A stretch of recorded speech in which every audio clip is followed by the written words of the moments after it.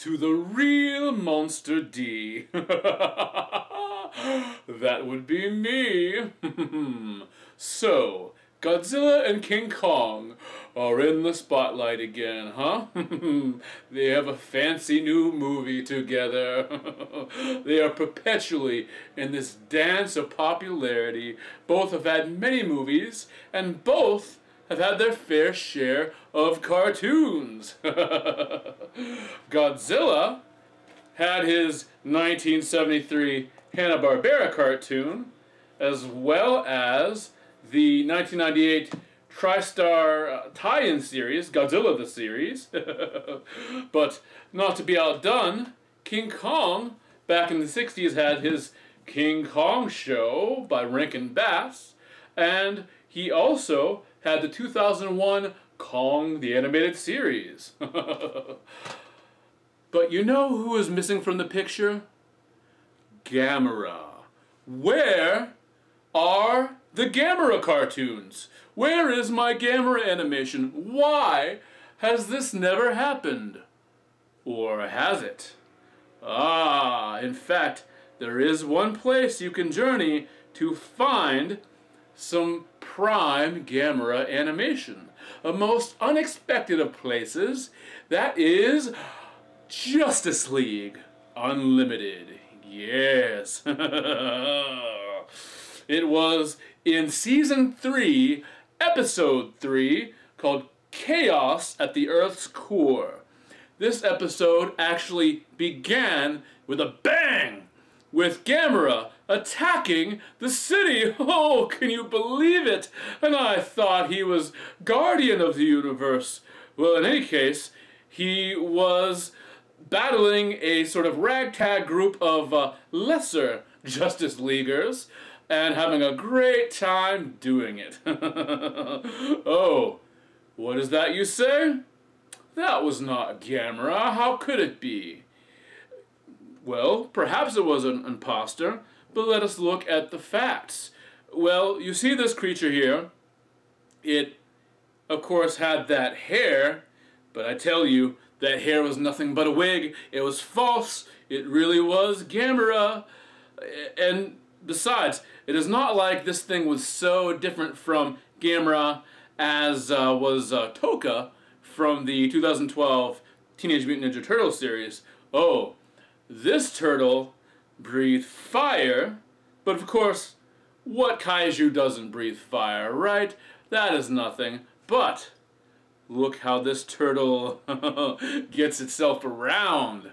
It takes to the sky in its patented flying saucer mode. Look at that. That is Gamera. That is how Gamera flies. That is how it works. Remember, the whole series began with humanity believing that Gamera was actually a UFO, which at that point he was unidentified. But they thought he was an alien, or an alien saucer. So, here you go. Gamera, in glorious Paul Dini era animation, was brought to amazing life. The only difference was that toupee. Actually, if you look closer inside that maw, he even had two tiny little tusks. Those animators knew exactly what they were doing. They brought Gamera to the small screen in a big way. Unfortunately, this only marked the very introduction of the episode, and Gamera was quite quickly dispatched by this team, and they moved on to further, deeper underground adventures. But for one brief moment, Gamera was in his full animated glory. And if you're curious about this, you can find this whole episode as well as the entire Justice League Unlimited series on HBO Max right now. So, go ahead, check it out and tell me what you think. Do you think that is an authentic enough Gamera?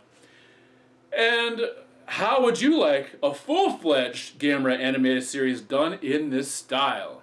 How many episodes should it go? What kind of monster should he face? Feel free to tell me below. And let Gamera's tail keep on spinning. Looking for a monstrous keepsake for your loved one? How about a monster on demand? I turn your loved ones, pets, even yourself into highly detailed, personalized monster images. Order yours today at therealmonsterd.com. Godzilla has the most famous self-titled kaiju-themed song of all time from Blue Oyster Cult. King Kong has an entire list of old King Kong songs. So I must ask, where are all of the Gamera songs? I know I have previously covered Gamera is Missing by the Great Buck Dharma. As fun as that is, it is just one instrumental song and still leaves me craving more. So, what I have for you today, while we search for more ultimate actual Gamera songs, is a 5-track playlist of songs that are evocative of Gamera. I've done the same thing over the years with Marvel. You know, you can look at things like Wheels of Fire by Judas Priest and think of that as a Ghost Rider song, and so on. So this is like that.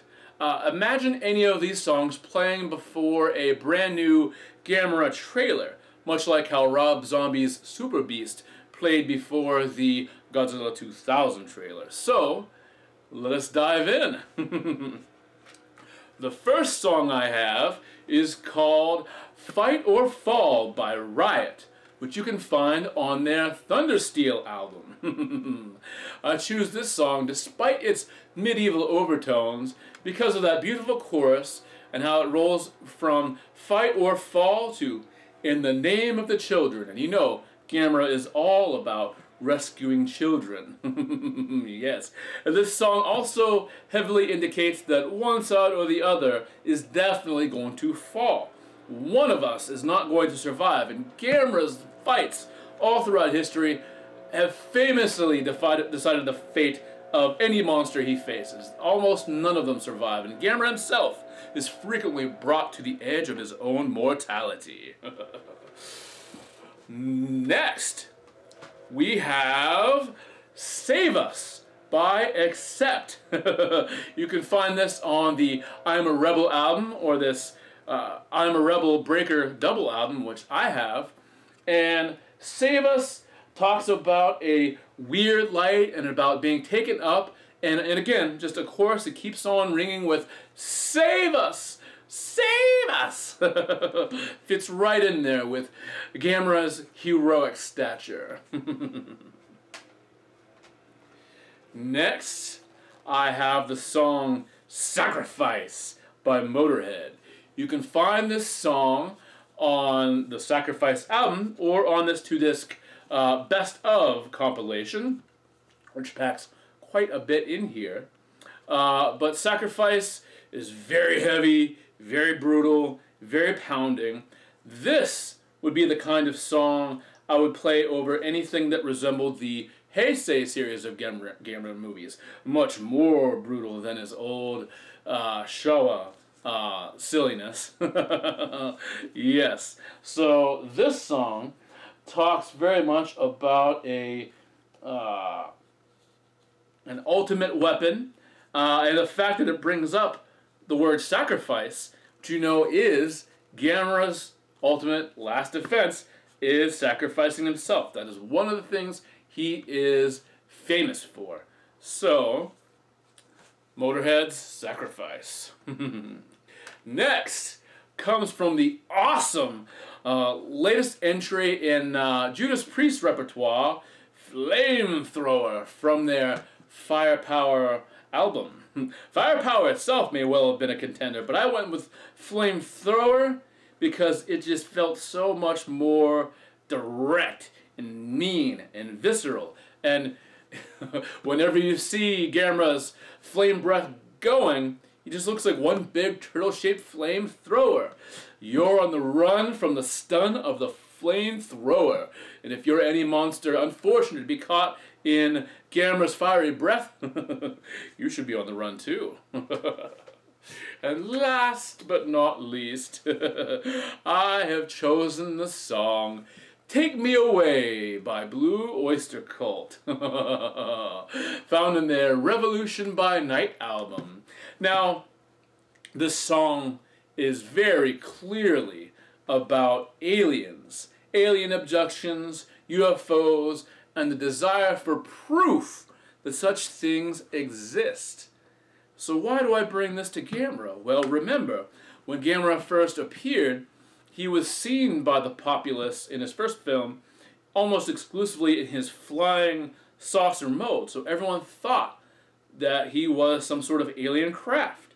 On top of that, as he became more established and well known to children and people, quite frequently children would find themselves being rescued and riding with him in through the skies and perhaps in some weird cases in space. So to be taken somewhere by Gamera was seen as a great joy, which is quite contrasting most popular thoughts of something like an alien abduction. So while Eric Bloom was most likely talking about aliens and wanting to get a little buddy-buddy with them, there's a chance that in his heart of hearts, he really was talking about catching a ride with Gamera. And these are 5 songs that you can use for your own little Gamera playlist. Can you think of any others that make you think of the Titan Terrapin? Let me know in the comments below. And if you find other songs that are directly about Gamera, definitely please let me know about that. In a monstrous mood for adult art fun, go to therealmonsterd.com for Atomic Adults. Choose your Zoom class type, date, and time. Atomic Adults is great for ages 18 and up, perfect for special clubs, bridal parties, other occasions, or just to get together with great distant friends and family. Reserve your Atomic Adult spot at therealmonsterd.com today. Also, sign up for my newsletter for exclusive specials and offers. Welcome to the drawing challenge. Hopefully this episode has not left you feeling too shell-shocked, for I have one more round to go with you. Yes. For now, I'm going to draw a quick turtle. Well, the drawing will be quick. We can discuss the speed level of the animal itself later on. But I am choosing one of the strangest and very real turtles you may ever find. I am going to attempt to draw the Mata Mata. Yes, so strange is it that it needs no extra monsterization itself. It is good as is. So, without further ado, let me begin. Alright, Mata Mata. You know, I think I'm going to go ahead and do a top-down view today. So the Mata Mata, to my knowledge, is a South American species. Feel free to correct me if you're out there and you know your squamatas, your turtles rather, very well. But yes, it is a river-dwelling turtle with a very long, very flat, and very odd-shaped head. In its native riverbeds, it essentially crawls along very, very shallow water generally, so it can lift its head up and breathe. And both its shape and its coloration are made so that it can essentially blend in with the fallen sort of dead leaves that have been strewn amongst the riverbed, so as to avoid detection by some of its favorite prey, typically fish. And if you ever get a chance, I highly recommend looking up some Mata Mata videos to watch this thing feed, because my, is it a creature. That wide and long neck and mouth houses this incredibly wide, actually rather fish-like in itself, mouth that acts as sort of a vacuum. When something goes by, using the power of stealth, this creature just hoses right in whatever creature it is after, and whatever it is typically gone in one gulp. Have you ever heard of the Mata Mata before? If you ever get to see a Toho Kaiju movie by the name of Space Amoeba, sometimes known as Yog the Space Monster, it features a trio of amoebic possessed giant monsters, one of which is a turtle said to be inspired by the Mata Mata. And while I do recommend that fun kaiju film, I will have to say that representation of a Mata Mata is pretty far from the actual mark. But still fun nonetheless. I mean, it was a fictional fun film. But on one of the DVD releases, they actually feature recordings of those actual animals that all the kaiju are based off of. They're on videos. It's a fun little DVD extra there, something for you to track down if you might. All right. So I'm doing sort of a quick cross section there. All right. And I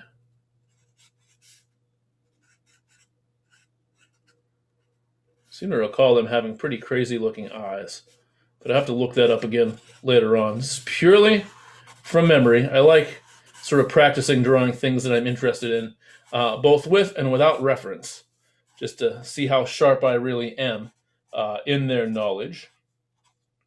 All right.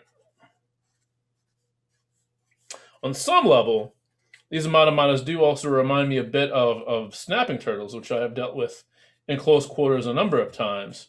But again, sort of eschewing the sharp beak for that wide sort of vacuum cleaner mouth, but still very similar habits these creatures seem to share as far as what I've seen. So, yeah. So I am going to, I'm actually pretty close to done now, but I am going to give just a little splash of this sort of brownish, goldish kind of color to make it pop a little bit.